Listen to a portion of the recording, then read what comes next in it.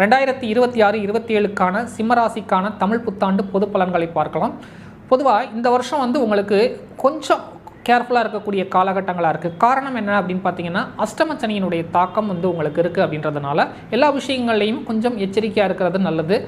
தேவையில்லாத விஷயங்களில் மூக்க நுழைக்கிறது, கொலாட்ரல் இல்லாத அமைப்புகளில் வந்து நீங்கள் கடன் கொடுக்கறது, இந்த மாதிரியான விஷயங்கள்லாம் உங்களுக்கு எந்த விதத்துலையும் சரியாக வராது. அதே நேரத்தில் உச்சகுரு வந்து சனியை பார்க்கக்கூடிய அமைப்புகளில் 2026, 27, அதாவது ஜூன் மாதம் 2ஆம் தேதியிலிருந்து குரு வந்து உங்களுக்கு உச்சகுரு வந்து சனியை பார்க்கக்கூடிய அமைப்புகள் இருக்கிறதுனால அஷ்டமச்சனியினுடைய தாக்கம் ரொம்பவே குறையக்கூடிய அமைப்புகள் இருக்குது. அதே நேரத்தில் தேவையில்லாத விஷயங்களில் வந்து மூக்க நுழைக்கிறது, வண்டி வாகனங்களில் வந்து வேகமாக போகும்போது அதெல்லாம் வந்து கொஞ்சம் பார்த்து ஓட்டுறது நல்லது. குறிப்பாக கடன் சார்ந்த விஷயங்களை வாங்கி கடன் கட்டுறது, கடனை நம்ம யார்ட்டையாவது தெரியாத ஆள்கிட்ட கொடுத்துட்டு அந்த மாதிரியான விஷயங்களெல்லாம் நீங்கள் பண்ணவே கூடாது.